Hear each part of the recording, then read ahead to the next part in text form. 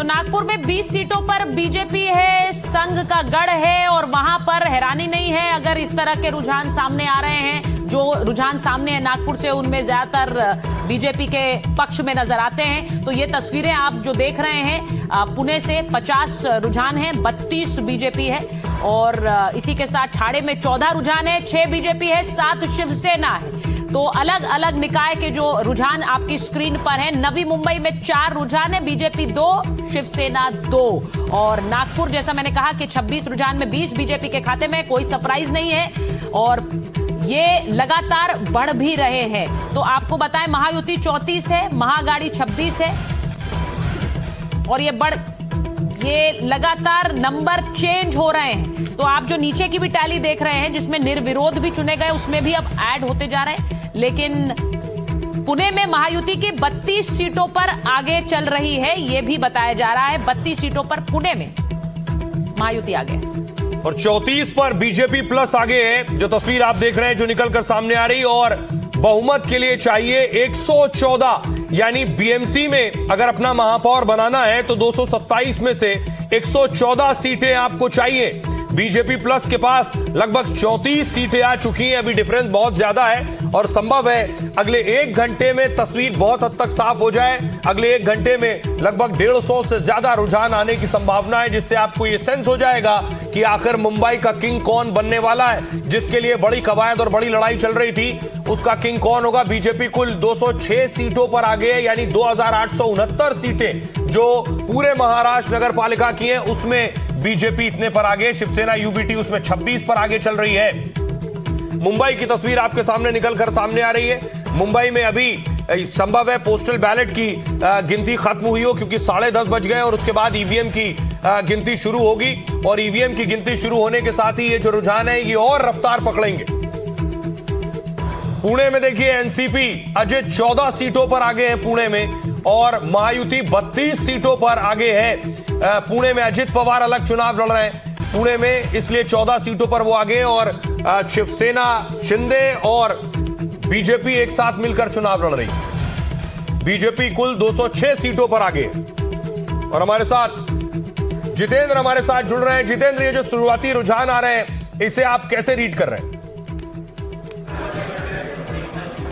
देखिए, जो शुरुआती रुझान हैं वो रिफ्लेक्ट कर रहे हैं जो कल तमाम एग्जिट पोल्स हमने दिखाए। उन तमाम एग्जिट पोल्स में यही आंकड़े आ रहे थे कि महायुति आगे चल रही है। हालांकि अभी के जो शुरुआती आंकड़े हैं उनमें हम ये देख रहे हैं कि ये बहुत ही कट टू कट है महाविकास आघाड़ी और महायुति के आंकड़े, क्योंकि अगर कांग्रेस के आंकड़ों को हम साथ में जोड़ देते हैं महाआघाड़ी के आंकड़ों के साथ में, यानी कि उद्धव ठाकरे, राज ठाकरे की पार्टी के साथ अगर हम कांग्रेस के आंकड़ों को जोड़ देते हैं तो बेहद कट टू कट मुकाबला है। महाआघाड़ी की सीटें फिर 31 हो जाती हैं, महायुति की 34 हो जाती हैं, क्योंकि राज्य स्तर पर कांग्रेस भी महाविकास आघाड़ी के साथ में है। तो अगर थोड़ी देर में यह फासला बढ़ता नहीं है तो बीजेपी का जो कॉन्फिडेंस है कि महायुति का ही मेयर होगा, वो कहीं ना कहीं उसको चैलेंज मिलना शुरू हो जाएगा। जैनेंद्र हमारे साथ बने हुए। जैनेंद्र, अगर मेरी आवाज आपको मिल रही है, जो बात जितेंद्र दीक्षित कह रहे हैं, ऐसा लग रहा था कल एग्जिट पोल से कि मामला एक तरफा है, लेकिन ये शुरुआती रुझान बता रहे हैं कि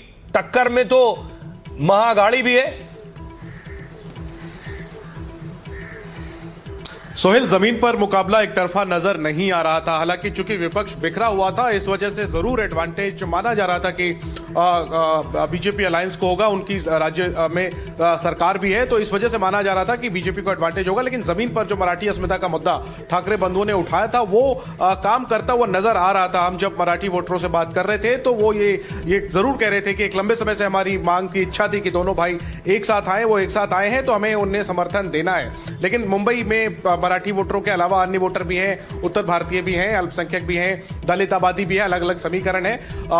विपक्ष भी बटा हुआ था। इस बार कांग्रेस उद्धव ठाकरे अलायंस में नहीं थी, लेकिन इसके बावजूद अगर मराठी वोट कंसोलिडेट होता है ठाकरे बंधुओं के पक्ष में तो फिर मिला जुला करके मामला बहुत करीबी हो जाएगा। हालांकि एग्जिट पोल से तो साफ लग रहा था कि बीजेपी और शिंदे गठबंधन एक तरफा मुकाबला जीत जाएगा, लेकिन अगर मुकाबला नजदीकी होता है, यानी साफ है कि मराठी अस्मिता का कार्ड जो है वो कहीं ना कहीं ठाकरे बंधु ठीक से चल पाए। हालांकि क्या वो करिश्मा कर पाएंगे, ये देखने वाली बात होगी। जैनेंद्र, वो तो चर्चाएं भी शुरू हो गई थी कि मेयर किसका बनेगा, बीजेपी का या शिवसेना का, लेकिन अभी थोड़ा इंतजार करना होगा। कम से कम जो स्क्रीन स्क्रीन पर टैली है वो यही बताती है। एक बार अपने दर्शकों को फिर से बताएं कि बीएमसी के जो रुझान है स्क्रीन पर, महायुति 34 है, महाअघाड़ी 28 है, अदर्स 5 है, जिसमें कांग्रेस है 4 सीटों पर। एक और का आपको बताएंगे, लेकिन ये जरूर बता दें कि ये जो इस वक्त आपके स्क्रीन पर रुझान है, 25 पर बीजेपी आगे है, मुंबई में 34 सीटों पर महायुति आगे है, बीएमसी में 28 सीटों पर महाअघाड़ी आगे है। इसमें आप कांग्रेस भी मिला दीजिए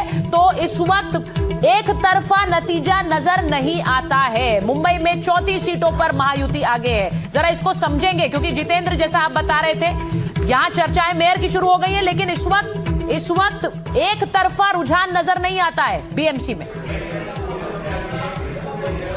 बिल्कुल, ये नेक टू नेक फाइट है। अभी के आंकड़े तो यही दिखा रहे हैं कि महाविकास आघाड़ी और महायुति के बीच में नेक टू नेक फाइट है, क्योंकि मैं महाविकास आघाड़ी में राज ठाकरे और उद्धव ठाकरे के साथ कांग्रेस को इसलिए काउंट कर रहा हूं क्योंकि राज्य स्तर पर इन तीनों पार्टियों के बीच में गठबंधन है, भले ही बीएमसी में ना रहा हो। और मान लीजिए कि कल को अगर इस तरह की स्थिति बनती है कि उद्धव ठाकरे का मेयर बन सकता है, लेकिन अगर आंकड़ों की कमी होती है तो फिर कांग्रेस का साथ उनको मिल सकता है। इस तरह के जो है सर्कमस्टेंसेस हो सकते हैं, लेकिन अभी मुझे लगता है कि अगले 2 से 3 घंटों में स्थिति साफ हो जाएगी। अभी भी लगातार काउंटिंग हो रही है और ये जो फासला है, क्योंकि तमाम एग्जिट पोल्स महायुति को ही बढ़त दे रहे हैं। और अगर महायुति की बात करें तो महायुति में बीजेपी सबसे बड़ी पार्टी बनकर उभर रही है। ऐसी स्थिति में मुझे लगता है कि हमें कुछ और इंतजार करना होगा, देखना होगा कि क्या ये फासला घटता है दोनों फासला तो जितेंद्र बढ़ रहा है। जितेंद्र, फासला बढ़ रहा है, 38 पर बीजेपी प्लस हो गई है और उद्धव सेना 28 पर है, 10 का डिफरेंस हो गया है। लेकिन अगर आप पूरे महाराष्ट्र के संदर्भ में बात करें जितेंद्र, कि पूरे महाराष्ट्र में, क्योंकि सिर्फ देवेंद्र फडणवीस का जो टेस्ट है ये सिर्फ मुंबई के लिहाज से तो बड़ा है ही, अगर मुंबई में वो लेकर आते हैं बीजेपी प्लस को, पूरे महाराष्ट्र के लिहाज से भी बहुत इंपॉर्टेंट है 29 महानगर पालिकाओं।